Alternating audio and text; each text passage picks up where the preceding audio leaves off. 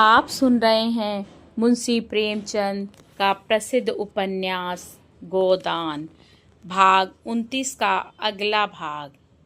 सोना उठकर आंगन में आ गई थी, मगर सिल्लो से टूटकर गले नहीं मिली। सिल्लो ने समझा शायद मथुरा के खड़े रहने के कारण सोना संकोच कर रही है, या कौन जाने उसे अब अभिमान हो गया हो। सिल्लो चमारिन से गले मिलने में अपना अपमान समझती हो। उसका सारा उत्साह ठंडा हो गया। इस मिलन से हर्ष के बदले उसे ईर्ष्या हुई। सोना का रंग कितना खुल गया है और देह कैसी कंचन की तरह निखर आई है। गठन भी सुडौल हो गया है। मुख पर गृहिणित्व की गरिमा के साथ युवती की साहस छवि भी है। सिल्लो एक क्षण के लिए जैसे मंत्रमुग्ध सी खड़ी ताकती रह गई। यह वही सोना है जो सूखी सी देह लिए झोंटे खोले इधर उधर दौड़ा करती थी। महीनों सिर में तेल ना पड़ता था, फटे चीथड़े लपेटे फिरती थी। आज अपने घर की रानी है।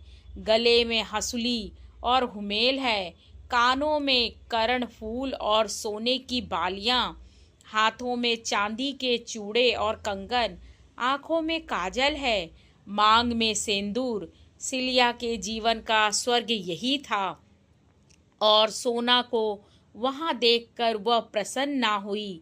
इसे कितना घमंड हो गया है। कहाँ सिलिया के गले में बाहें डाल घास छीलने जाती थी, और आज सीधे ताकती भी नहीं। उसने सोचा था सोना उसके गले लिपटकर जरा सा रोएगी, उसे आदर से बैठाएगी, उसे खाना खिलाएगी और गांव और घर की सैकड़ों बातें पूछेगी और अपने नए जीवन के अनुभव बयान करेगी। सुहाग रात और मधुर मिलन की बातें होगी, और सोना के मुंह में दही जमा हुआ है। यह यहाँ आकर पछताई। आखिर सोना ने रूखे स्वर में पूछा, इतनी रात को कैसे चली सिल्लो?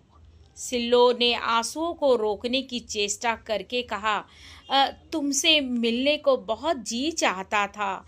इतने दिन हो गए, भेंट करने चली आई। सोना का स्वर और कठोर हुआ। लेकिन आदमी किसी के घर जाता है तो दिन को ही, इतनी रात गए। वास्तव में सोना को उसका आना बुरा लग रहा था। वह समय उसकी प्रेम क्रीड़ा और हास विलास का था। सिल्लो ने उसमें बाधक होकर जैसे उसके सामने से परोसी हुई थाली खींच ली थी। सिल्लो निसंग सी भूमि की ओर ताक रही थी। धरती क्यों नहीं फट जाती कि वह उसमें समा जाए। इतना अपमान! उसने अपने इतने ही जीवन में बहुत अपमान सहा था, बहुत दुर्दशा देखी थी। लेकिन आज यह फांस जिस तरह उसके अंतःकरण में चुभ गई, वैसी कभी कोई बात ना चुभी थी। गुण घर के अंदर मटकों में बंद रखा हो तो कितना ही मूसलाधार पानी बरसे, कोई हानि नहीं होती। पर जिस वक्त वह धूप में सूखने के लिए बाहर फैलाया गया हो, उस वक्त तो पानी का एक छींटा भी उसका सर्वनाश कर देगा। सिलिया के अंतःकरण की सारी कोमल भावनाएं इस वक्त मुंह खोले बैठी थी कि आकाश से अमृत वर्षा होगी। वर्षा क्या, अमृत के बदले विष। और सिलिया के रोम रोम में दौड़ गया। सर्पदंश के समान लहरें आईं। घर में उपवास करे सो रहना और बात है, लेकिन पंगत से उठा दिया जाना तो डूब मरने की बात है। सिलिया को यहाँ एक क्षण ठहरना भी असहाय हो गया, जैसे कोई उसका गला दबाए हुए हो। वह कुछ ना कुछ पूछ सकी। सोना के मन में क्या है, यह वह भाप रही थी। वह बाम्बी में बैठा हुआ सांप कहीं बाहर ना निकल आए, इससे पहले ही वह वहां से भाग जाना चाहती थी। कैसे भागे, क्या बहाना करे? उसके प्राण क्यों नहीं निकल जाते। मथुरा ने भंडारे की कुंजी उठा ली थी कि सिलिया के जलपान के लिए कुछ निकाल लाए। कर्तव्यमूढ़ सा खड़ा था। इधर सिल्लो की सांस टंगी हुई थी, मानो सिर पर तलवार लटक रही हो। सोना की दृष्टि में सबसे बड़ा पाप किसी पुरुष का पर स्त्री और स्त्री का पर पुरुष की ओर ताकना था। इस अपराध के लिए उसने यहाँ कोई क्षमा न की। चोरी, हत्या, जाल, कोई अपराध इतना भीषण ना था। हंसी दिल लगी को वह बुरा ना समझती थी। अगर खुले हुए रूप में हो, लुके छुपे की हंसी दिल लगी को भी वह हे समझती थी। छुटपन से ही वह बहुत सी रीति की बातें जानने और समझने लगी थी। होरी को जब कभी हाट से घर आने में देर हो जाती थी और धनिया को पता लग जाता था कि वह दुलारी सहुआइन की दुकान पर गया था, चाहे तंबाकू लेने ही क्यों ना गया हो, तो वह कई कई दिन तक होरी से बोलती ना थी और ना घर का काम करती थी। एक बार इसी बात पर वह अपने नैहर भाग गई थी। यह भावना सोना में और तीव्र हो गई थी। जब तक उसका विवाह ना हुआ था, यह भावना उतनी बलवान ना थी, पर विवाह हो जाने के बाद तो उसने व्रत का रूप धारण कर लिया था।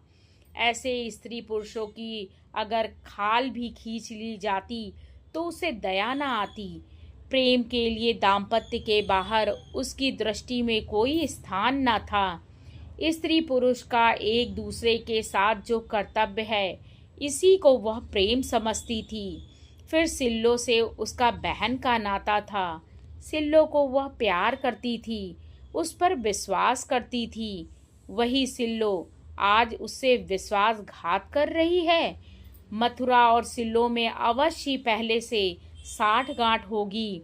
मथुरा उससे नदी के किनारे खेतों में मिलता होगा और आज वह इतनी रात गए नदी पार करके इसलिए आई है।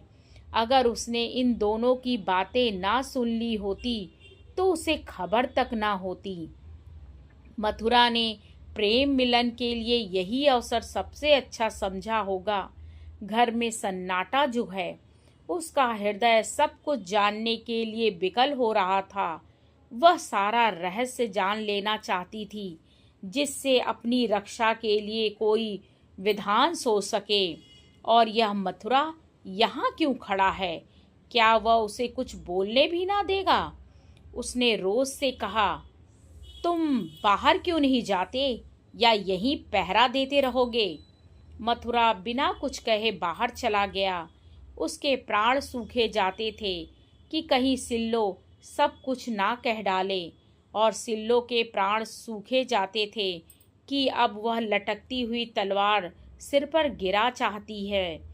तब सोना ने बड़े गंभीर स्वर में सिल्लो से पूछा, देखो सिल्लो, मुझसे साफ साफ बता दो, नहीं मैं तुम्हारे सामने यहीं अपने गर्दन पे गड़ासा मार लूंगी, फिर तुम मेरी सौत बनकर राज करना। देखो, गड़ासा वह सामने पड़ा है, एक म्यान में दो तलवारें नहीं रह सकती।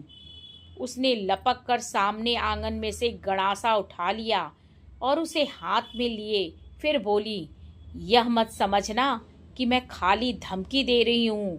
क्रोध में मैं क्या कर बैठूं नहीं कह सकती, साफ साफ बता दो। सिलिया कांप उठी।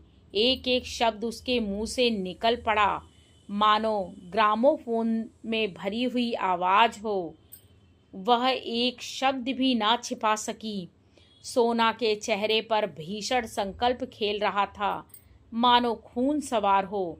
सोना ने उसकी ओर बर्छी की सी चुभने वाली आंखों से देखा और मानो कटार का आघात करती हुई बोली, ठीक ठीक कहती हो, बिल्कुल ठीक, अपने बच्चे की कसम। कुछ छिपाया तो नहीं? अगर मैंने रत्ती भर छिपाया हो तो आंखें फूट जाएं। तुमने उस पापी को लात क्यों नहीं मारी? उसे दांत क्यों नहीं काट लिया? उसका खून क्यों नहीं पी लिया? चिल्लाई क्यों नहीं?